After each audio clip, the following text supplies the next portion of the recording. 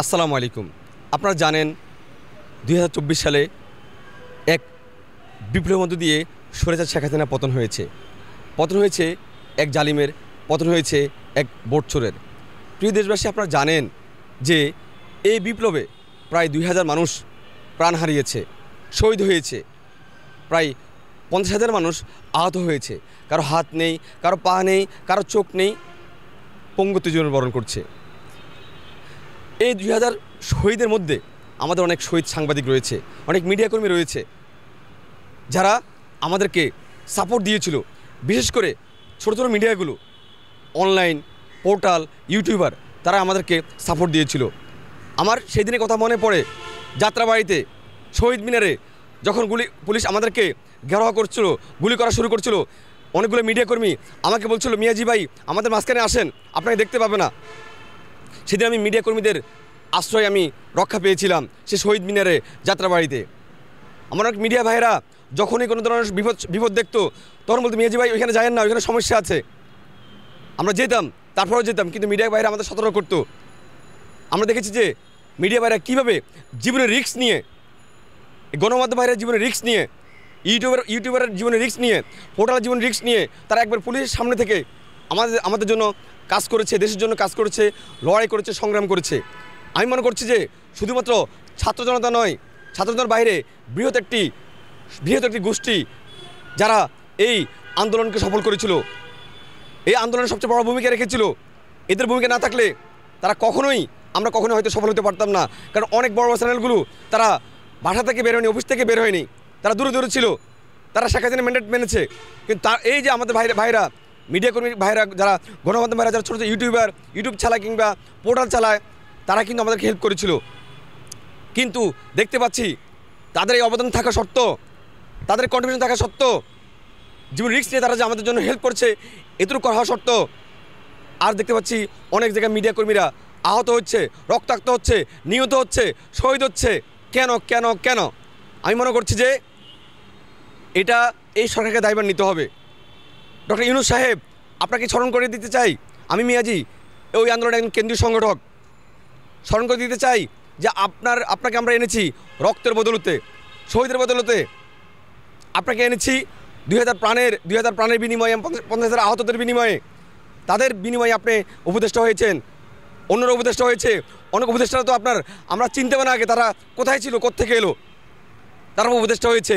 আমি যে কথাটি বলতে চাই, সেই গাজীপুরের সাংবাদিক তুহিন ভাই নিহত হয়েছে, এটা খুবই দুঃখের বিষয়। তাকে হত্যা করা হয়েছে। কে হত্যা করেছে জানেন? হত্যা করেছে বিগত দিনের যারা স্বৈরাচার ছিল তারা, এবং আগামীতে যারা স্বৈরাচার হবে তারা। আমি মনে করছি যে বিগত দিন এবং আগামী দিনে যারা স্বৈরাচার হওয়ার চেষ্টা করছে তারা মিলি গণমাধ্যমের গলা চিপিয়ে রাখতে চায়, গণমাধ্যমের আবার বাকস্বাধীনতা নষ্ট করতে চায়। গণমাধ্যম এই দেশের জন্য বড় সম্পদ। যে দেশে গণমাধ্যম বাকস্বাধীনতা রয়েছে সে দেশ এগিয়ে গেছে। আপনি আমেরিকা দেখেন, রাশিয়া দেখেন, আপনার কানাডা দেখেন, অস্ট্রেলিয়া দেখেন, জার্মান দেখেন, গণমাধ্যম কতটা ফ্রি, তারা সরকারের চেয়ে পাওয়ারফুল ভূমিকা পালন করছে। কিন্তু যারা গণমাধ্যমের গলা চিপিয়ে ধরার চেষ্টা করছে, বাকস্বাধীনতা ধরার চেষ্টা করছে, তারা কিন্তু টিকে থাকতে পারেনি। তার উদাহরণ শেখ হাসিনা। শেখ হাসিনা দেশ থেকে পালাইছে, গণমাধ্যমের গলা চিপি ধরেছে, বাকস্বাধীনতা নষ্ট করছে, এক কলম লিখলে তাদেরকে জেলখানা বন্দি করে রেখেছে, অনেক গণমাধ্যম হত্যা করেছে। আমরা এখনও সাগরণী হত্যাকাণ্ডের বিচার পাইনি, এখনও সেই বিচার ঝুলন্ত অবস্থা আছে। কেন কেন কেন? তার দায়ভার বিগত স্বৈরাচার নিতে হবে। বর্তমান সরকার আসার পরে কেন এর বিচার হচ্ছে না? কেন তুহিন ভাইকে হত্যা করে হচ্ছে, যে জীবন রিস্ক নিয়ে অনেক অনেক অনেক খবর প্রকাশ করছে জনগণের পক্ষে, আন্দোলনের পক্ষে, গণ অভ্যুত্থানের পক্ষে, তার কারণে বিচার হচ্ছে না। যারা তাকে হত্যা করছে তাদের কারণে বিচার হচ্ছে না। কেন বিচার হচ্ছে না? আমি মনে করছি যে এই চক্রের মধ্যে কোনো একটি দালাল চক্র রয়েছে, যারা এই বিচারকে বাধাগ্রস্ত সৃষ্টি করছে। হুঁশিয়ার করতে চাই, সাবধান করতে চাই। শেখ হাসিনা পালাইছে, শেখ হাসিনার দোসর এখনও রয়েছে, তাদেরকে এই দেশ থেকে পালাইতে হবে। হয়তো সঠিক পথে আসুন, নতুবা আপনাদেরকে পালাতে হবে। যারা এই সংবাদ মাধ্যম কর্মীদের টুটি চেপে ধরছে, বাকস্বাধীনতা নষ্ট করছে, হত্যা করছে, রক্তাক্ত করছে, তাদেরকে বলতে চাই আপনাদের সময় গনিয়ে আসছে। শুধু তুহিন নয়, বাংলাদেশে কোনো গণমাধ্যম কর্মীর গায়ে হাত তোলা মনে রাখবেন এটা বড় অপরাধ, রাষ্ট্রীয় অপরাধ, এটা রাষ্ট্রদ্রোহিতা। গণমাধ্যমকে হত্যা করা, গণমাধ্যম রক্তাক্ত করা, বাধাগ্রস্ত করা রাষ্ট্রদ্রোহিতা। গণমাধ্যম একমাত্র তৃণমূল জনগণের কথা বলে, গণমাধ্যম একমাত্র রাষ্ট্রের কথা বলে, গণমাধ্যম রাষ্ট্রের এগিয়ে যাওয়ার কথা বলে। যারা এর বাধাগ্রস্ত করে তারা একমাত্র রাষ্ট্রের শত্রু, রাষ্ট্রদ্রোহী। গণমাধ্যম ছাড়া কোনো রাষ্ট্র এগিয়ে যেতে পারে না। গণমাধ্যম রাষ্ট্রের শক্তি। একটি দেশ যখন এগিয়ে নিতে হয় তখন গণমাধ্যম যে ভূমিকা রাখে, কোথায় কী হচ্ছে, কোথায় অপরাধ হচ্ছে, কোথায় পিছিয়ে আছে, কোথায় এগিয়ে আছে, কোথায় কে অবদান রেখেছে, কী করা দরকার, ভুল ত্রুটি কেবল গণমাধ্যম তুলে ধরে। গণমাধ্যম তুলে না ধরলে কখনো কোনো রাষ্ট্র সঠিক পথে এগোতে পারে না, সরকার সঠিক পথে এগোতে পারে না। তাই গণমাধ্যমে তারা টুটি চেপে ধরবে, মনে রাখবেন তাদের অবস্থা ভয়ানক হবে। তারা ঠিক পালাইতে হবে, যেভাবে শেখ হাসিনা পালাইছে, তার দোসররা পালাইছে, এখনও তাদের দোসররা এখন এই দেশে কিছু লোক স্টে করছে, তারাই এই গণমাধ্যমকে গলা চিপে ধরার চেষ্টা করছে। মনে রাখবেন আর হবে না।